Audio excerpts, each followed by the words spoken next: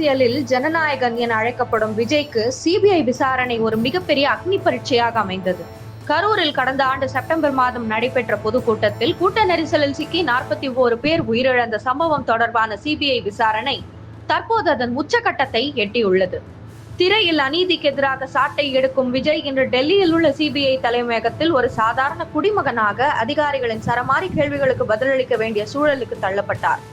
சுமார் 7 மணி நேரம் நடந்த இந்த விசாரணையின் பின்னணி மற்றும் அங்கு நடந்த பரபரப்பு பின்னணியை பார்க்கலாம். 12ஆம் தேதி காலை 7 மணி சென்னை விமான நிலையத்தில் வழக்கமான பரபரப்பை விட ஒரு நிசப்தமான வேகம் தெரிந்தது. தமிழக வெற்றி கழக தலைவர் விஜய் ஒரு தனியார் விமானம் மூலம் டெல்லிக்கு புறப்பட்டார். அவருடன் கட்சியின் முக்கிய நிர்வாகிகளான ஆதவ் அர்ஜுனா மற்றும் சிடிஆர் நிர்மல்குமார் ஆகியோரும் உடன் சென்றனர். டெல்லி இந்திரா காந்தி சர்வதேச விமான நிலையத்தின் டெர்மினல் 4 விஐபி முனையத்தில் விஜய் விமானம் தரையிறங்கியது. பொதுமக்கள் மற்றும் ஊடகங்களின் பார்வையிலிருந்து விலகி இருக்கவே இந்த தனி முனையம் பெரும்பாலும் பயன்படுத்தப்படுகிறது. அங்கிருந்து பலத்த பாதுகாப்புடன் லோதி சாலையில் உள்ள சிபிஐ தலைமையகத்திற்கு அவர் அழைத்து செல்லப்பட்டார். காலை 11:30 மணிக்கு விசாரணை தொடங்கியது. சிபிஐயின் உயர்மட்ட அதிகாரிகள் அடங்கிய குழு விஜயை ஒரு தனி அறையில் வைத்து விசாரிக்க தொடங்கியது. கரூர் கூட்ட நெரிசலுக்கு கட்சியின் நிர்வாக குறைபாடுதான் காரணமா அல்லது தெரிந்தே விதிகள் மீறப்பட்டதா என்பதே அதிகாரிகளின் பிரதான நோக்கமாக இருந்தது. மாலை 6:30 மணி வரை, அதாவது சுமார் 7 மணி நேரம் இந்த விசாரணை நீடித்தது. விசாரணையின் போது விஜயிடம் கேட்கப்பட்டதாக கூறப்படும் சில கேள்விகள் மிகவும் கூர்மையானவை மற்றும் உணர்வு பூர்வமானவை. இவை அனுமான கேள்விகளாக இருந்தாலும் விசாரணையின் போக்கை தீர்மானித்தவை இவைதான் என்று சொல்லப்படுகிறது. கரூர் கூட்டத்திற்கு நீங்கள் திட்டமிட்ட நேரத்தை விட ஏன் இவ்வளவு தாமதமாக சென்றீர்கள்? உங்கள் வருகைக்காக காத்திருந்த மக்கள் வெயிலிலும் கூட்டத்திலும் அவதிப்பட்டது உங்களுக்கு தெரியாதா? நீங்கள் பேச தொடங்கியவுடன் கூட்டத்தின் நடுவே ஆம்புலன்ஸ் வாகனம் வந்தது எப்போது? அதை நீங்கள் கவனித்தீர்களா? பொதுமக்கள் மயங்கி விழுகிறார்கள் என்ற தகவல் உங்களுக்கு யாரால் எத்தனை மணிக்கு சொல்லப்பட்டது?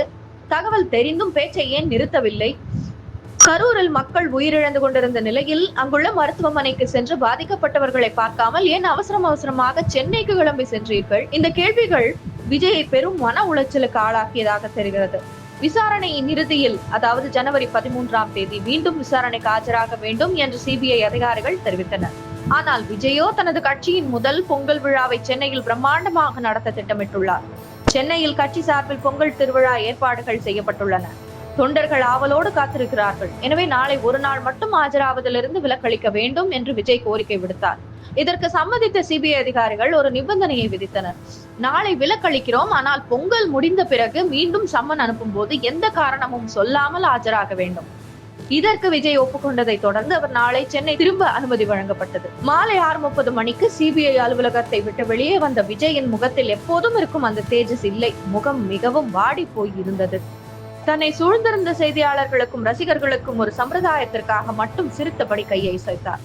அவருடன் காரின் முன் சீட்டில் அமர்ந்திருந்த ஆதவ் அர்ஜுனா மற்றும் பின் சீட்டில் இருந்த நிர்மல்குமார் ஆகியோரின் முகங்களும் கடும் சோர்வில் கவலையில் இருந்தன.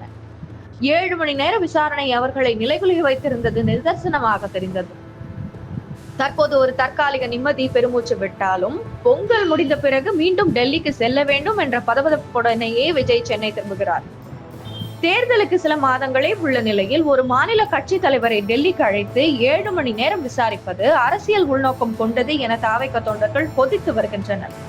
சிபிஐ தனது குற்றப்பத்திரிகையில் விஜயின் பெயரை சேர்க்குமா அல்லது நிர்வாகிகளை மட்டும் குற்றம் சாட்டுமா என்பதுதான் இப்போதைய பெரிய கேள்வி. ஏற்கனவே பொங்கலுக்கு வெளிவர வேண்டிய ஜனநாயகன் படம் உச்சநீதிமன்றத்தில் ஒரு பக்கம் தொங்கு கொண்டிருக்கின்றது, இன்னொரு பக்கம் சிபிஐ விசாரணை. விஜய் தனது வாழ்க்கையில் உச்சகட்ட நெருக்கடியை தற்போதுதான் சந்தித்து வருகிறார். அவர் வெல்வாரா என்பதை பார்க்க கில்லி படம் கிளைமேக்ஸ் போல வாவேலு என்ற உணர்ச்சி கொதிப்பில் அவரது ஆதரவாளர்கள் இருந்து வருகிறார்கள். அடுத்து அரங்கேற போகும் காட்சிகளை வெயிட் பண்ணிக்கிறார்கள்.